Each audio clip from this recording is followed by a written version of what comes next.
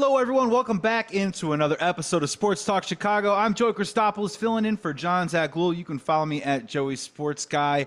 We got a great show coming up for you today. I'm talking Hard Knocks, Episode 1, Chicago Bears, plus expectations for Caleb Williams versus the Buffalo Bills this Saturday. Going to round it up with a little baseball, maybe an eensy-teensy bit of Chicago Cubs. But I'm going to dive into some White Sox here who finally snapped their 21-game losing streak.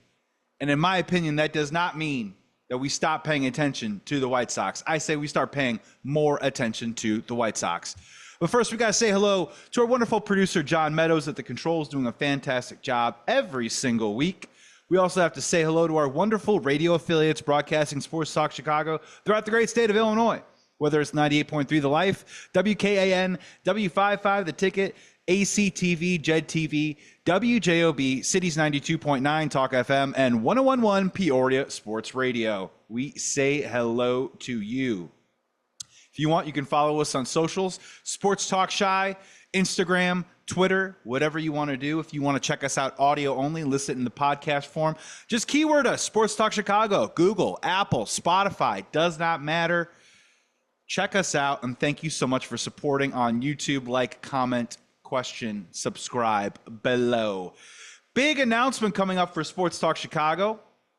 We're going to be talking a little bit more about it, but we are happy to announce that Sports Talk Chicago is now going to be available on WLS. That's right, the famous AM radio station on Saturday mornings. We're getting a little bit of a confirm on when the time is going to be, but a whole different show than this one that you're hearing right now. So make sure you come and check that out when it launches. We're going to do our first episode this Saturday.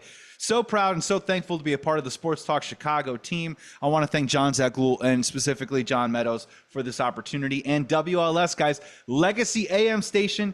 Happy to be on there talking Bears, a lot of Bears this fall, as well as hopefully maybe some compelling baseball and eventually basketball and hockey as we move into the fall.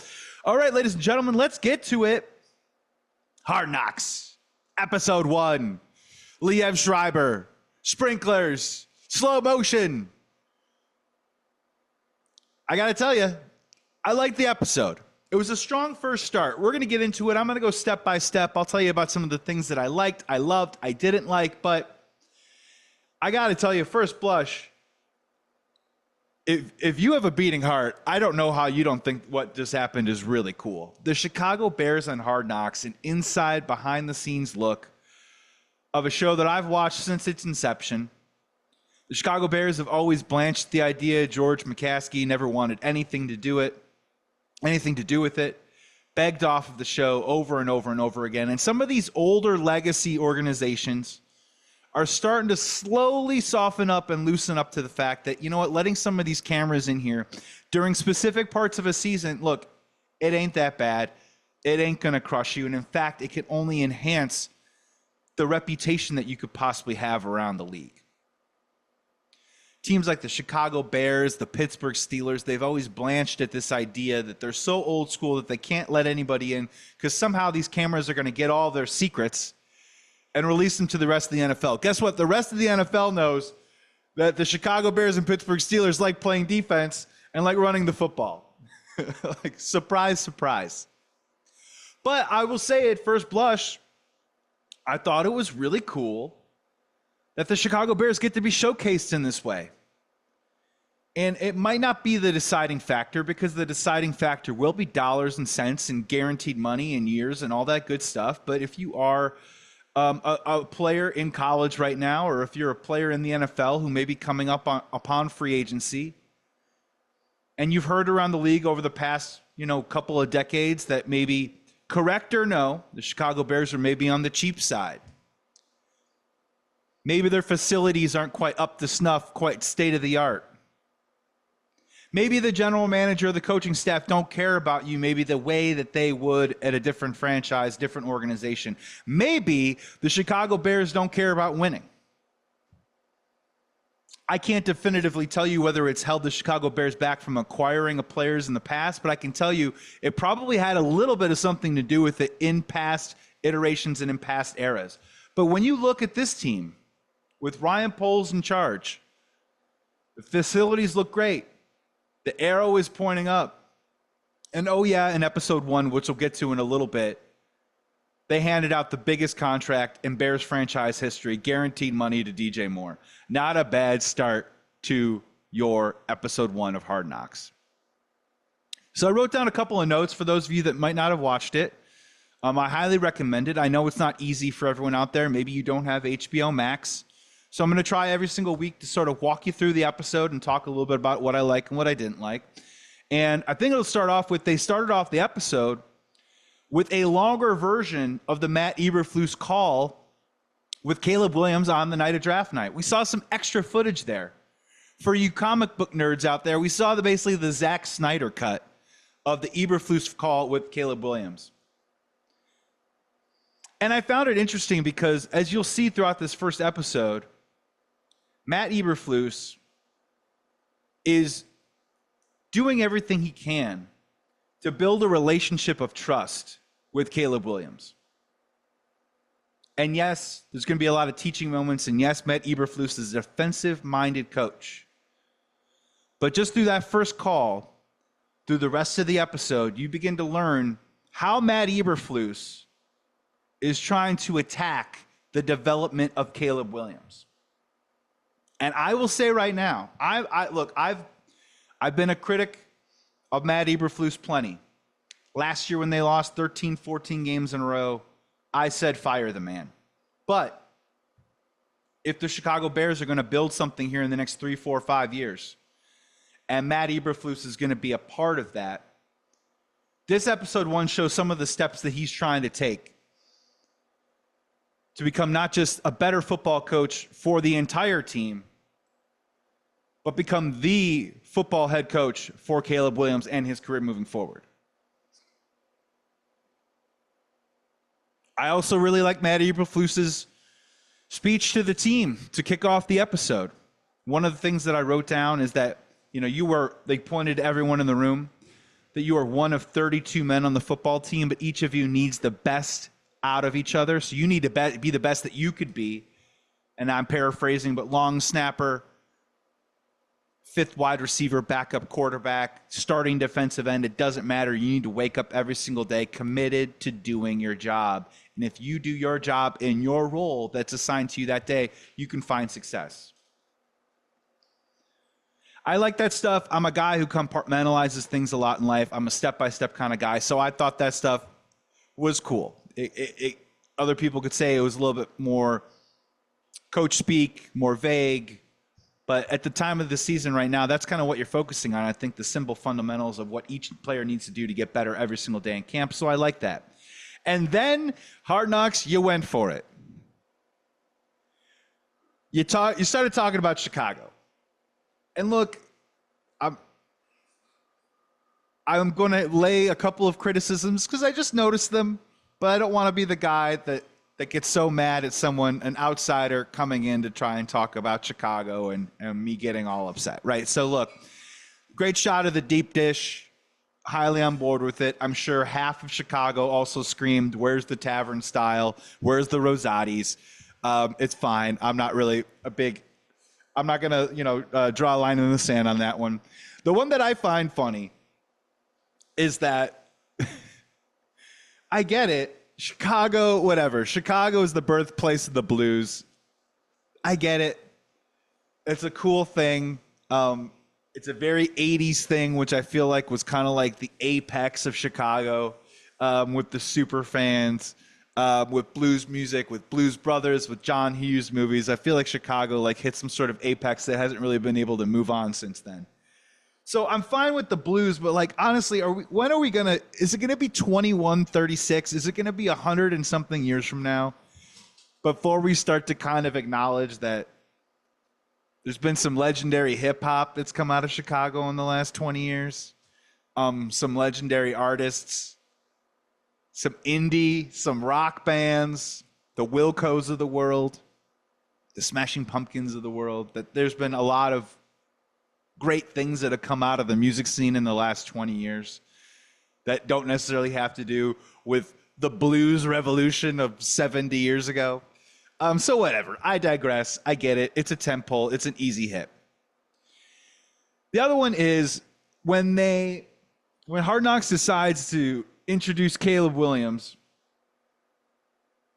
they walk you through all the steps, right? Bears don't have a quarterback, check.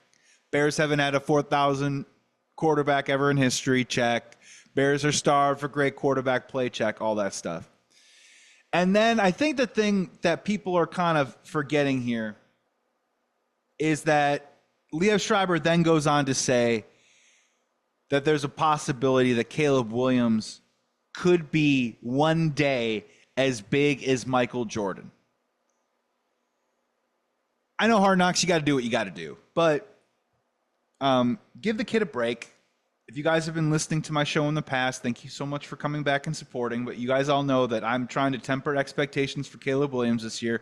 I believe in his elite talent, and you'll see some of it in this episode 1. That's for sure.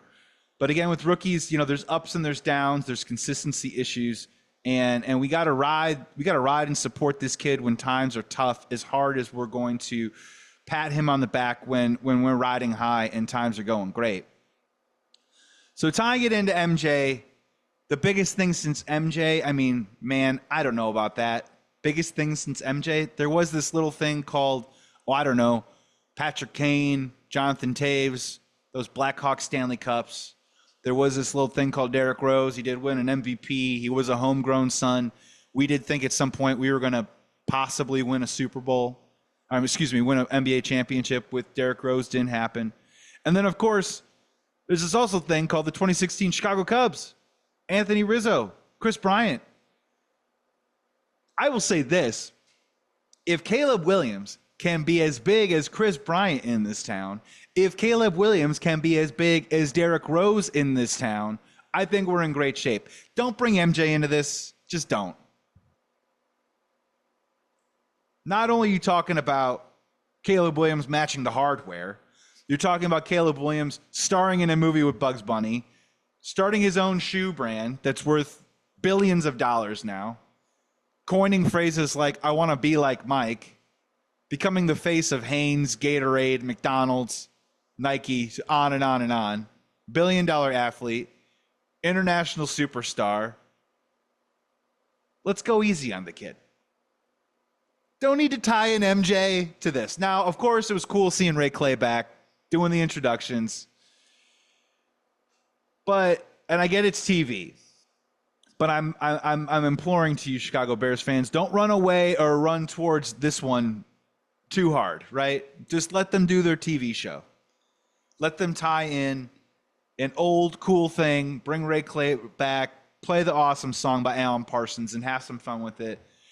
But, let's not start comparing Caleb Williams to Michael Jordan, and let's not giving Caleb Williams a hard time or a harder curve of grading just because now that he's compared to MJ. It just ain't going to happen, guys. It's just not. So we need to move on from that. Speaking of things that aren't going to happen, Caleb Williams karaoke. Guys, I was on this show 2 or 3 weeks ago, and I gave him some great choices, by the way. I thought The Weeknd would be great. I thought Prince would be great. And he goes with John Legend. First of all, kudos for Caleb Williams for the challenge. I don't do karaoke all the time, but I do enjoy doing karaoke. And if I were, that one was a little bit tough on the range there, buddy. You got to be careful there, right? There should be a sign above all karaoke bars, you know what I mean? Like, no one sings Whitney Houston songs because they shouldn't be allowed to sing because she's an amazing singer. That John Legend song, that was tough. Great job on the production side, Hard Knocks, then playing the actual song because Caleb couldn't sing it.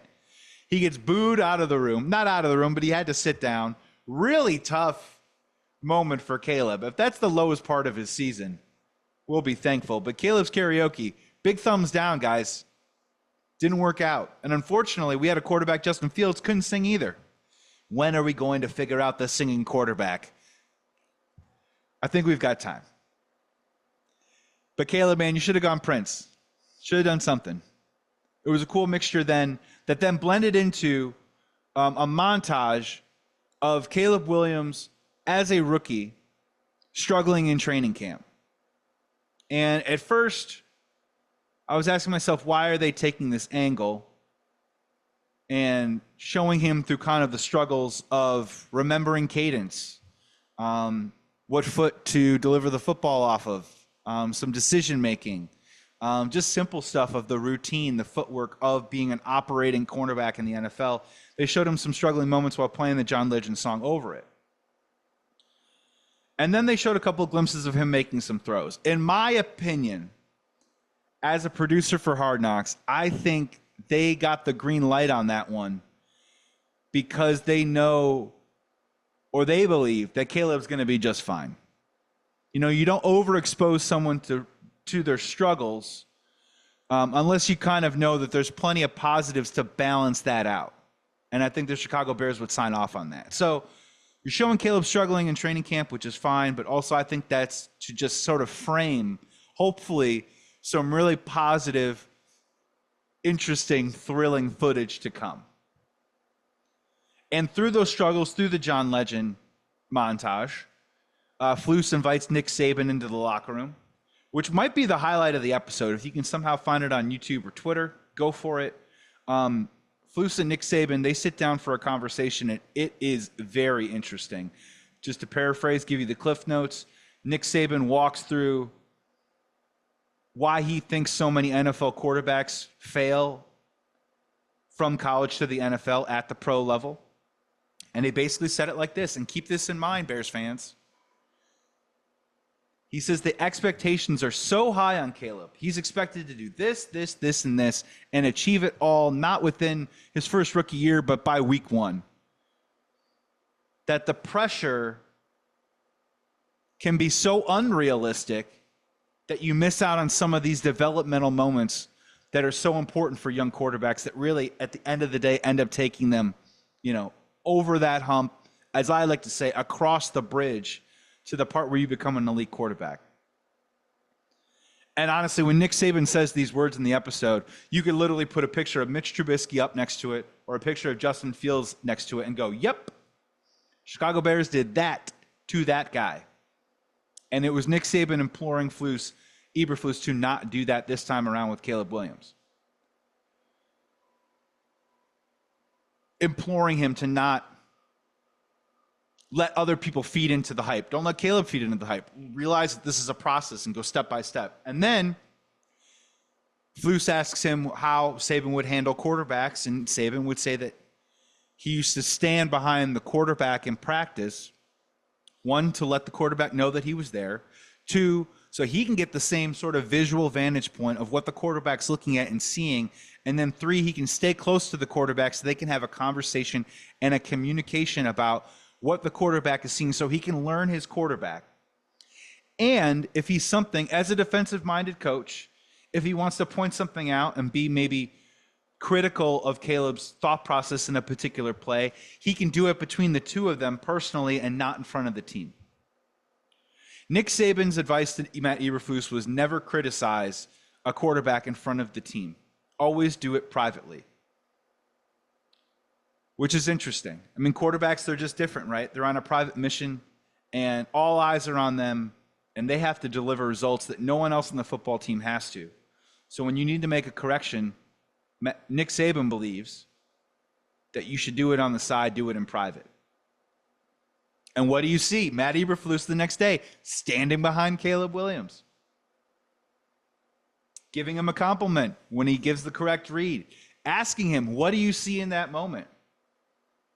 And Matt Eberflus in some moments also come over and telling him, hey, that window's a little too tight in the NFL. Think about it like this. It's refreshing. It's just cool to see their relationship build. There was more Matt Eberflus and Caleb Williams in this episode than Caleb Williams and Shane Waldron. We'll see how that balances out moving forward. They then jumped over to Jonathan Owens, newly acquired Jonathan Owens, and his wife. I don't know if you've heard of her, Simone Biles. And they followed with him over to France. And I thought it was really cool. My favorite part about it, honestly, again, points from Matt Eberflus, who was kind of the star of this episode, was that there's two things can be true, right? One, Matt Eberflus says that he believes that this is an important time, that it's a unique, once-in-a-lifetime opportunity for Jonathan to go over and support his wife in the Olympics. You know, you don't know if this might be Simone Biles. It probably will be Simone Biles' last Olympics. But to go over there and support her and and from Matt Eberflus's eyes to be country first and to go support the USA. Other things can be true too as well. The Chicago Bears got an extra week of training camp because they had to play the Hall of Fame game. They get an extra preseason game. So it's a bit of a net neutral. It's a wash for Jonathan Owens to go over there and come back. What time is he really missing? Is it that crucial? I mean, if there was a different story, would Matt Eberflus think the same way? I don't know. But it was fun. Jonathan Owens brings his iPad to stay up to speed with what's going on with the team. Packs a football for some reason. Goes overseas to cheer on his wife. Really cool moment. And good call by the Chicago Bears to see the forest beyond the trees and let a guy go out there and do something that he may never get an opportunity to do, which is support his wife in the Olympics. And come back, I'm sure, with a full cup and hungry and ready to get after it. It was a cool move. Other news and notes, tiny little kernels of Tyson Bagent. I still think he's going to be the star of the show at some point. This was very an Eberflus-centric first episode, but Tyson Bagent, already a couple laughs, small screen time, big laughs. He's like the guy that shows up in the movie and kills it in just one scene, and you're like, man, I wish I could see more of him, and then the sequel, you get a whole bunch of them. Tyson Bagent was basically the Joe Pesci of the Lethal Weapon series, right? After the second one, tiny role, third, star. Want to see more of it. As I mentioned previously, DJ Moore, cool as a cucumber. Cool as the other side of the pillow, accepting his $82.6 million contract extension during the episode. Again, really cool moment. Very happy for DJ Moore. Drew Rosenhaus flanked on his left, a guy who, he represents tons of high-profile clients in the NFL and in sports at large. So, I mean, in terms of PR, you can't ask for something better than the Chicago Bears in the middle of training camp paying a guy 2 years before his deal is up, giving him the most guaranteed money, dollars-wise, in Bears franchise history of just over $82 million, locking up a guy and paying him, and rewarding him for being a great teammate, good steward of the community, and obviously an awesome football player on the field. Easy, slam dunk, looks awesome, feels awesome, good for the Chicago Bears, good for Ryan Poles. And I don't know if you guys missed it either, but Ryan Poles, by doing that, by signing DJ Moore now, he was actually able to convert through a signing bonus millions of dollars. So the Chicago Bears now have $21 million in cap space. Wonder where that's going to go. Yannick Ngakoue is still on the street. We'll see what happens. But there's a lot to go here, not just in training camp, but into the season, into the trade deadline. Chicago Bears got a lot of powder, got a lot of cheddar to play with here, $21 million of cap space. And they have a second-round pick that the Carolina Panthers are giving them. I mean, I would look on the defensive line. I'd look on the offensive line. But specifically, if they want to go out and get a guy like maybe Hassan Reddick, who isn't very happy right now.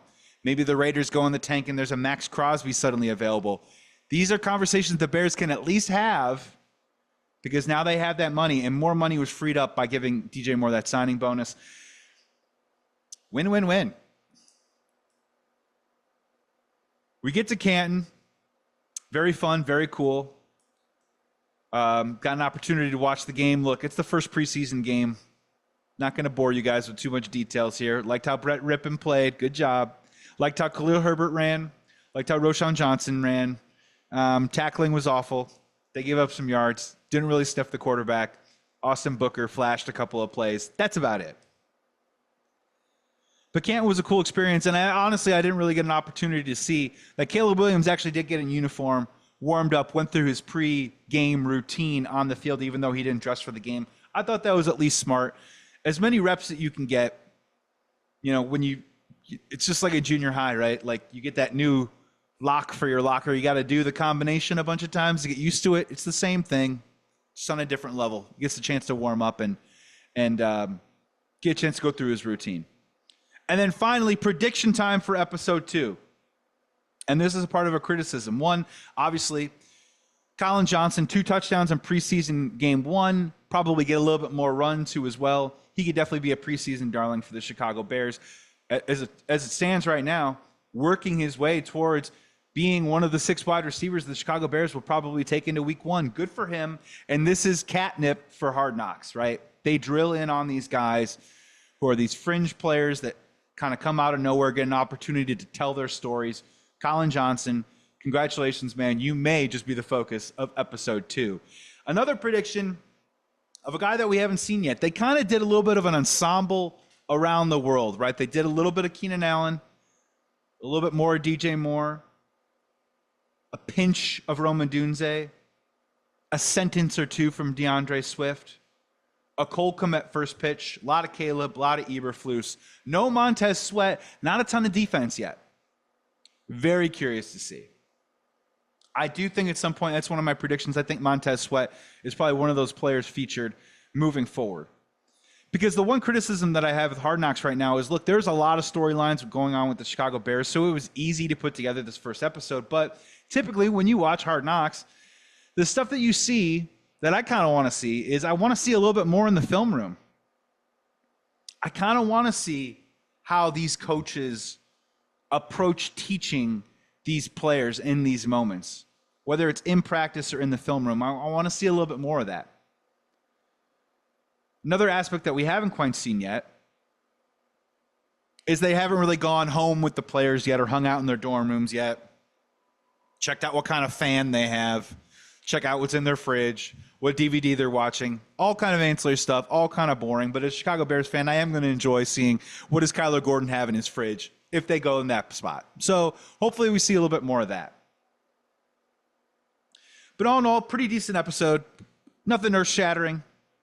But again, it shows Chicago Bears, the organization, Ryan Poles, in a strong light.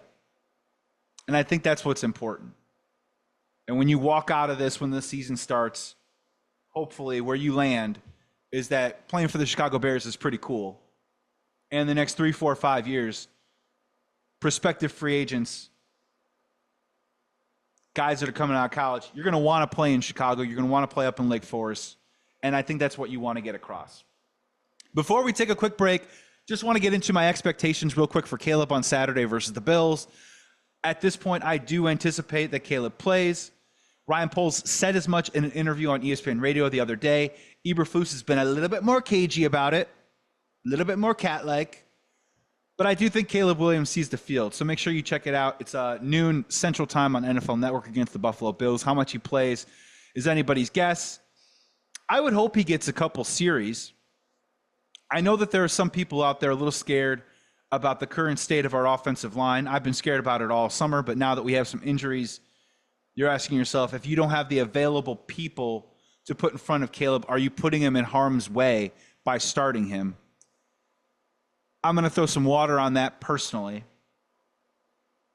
In my opinion, even if you don't have all of your offensive starters out there, there's a way to scheme up a couple of quick, easy throws for Caleb. There's a couple of ways where, just hand the ball off.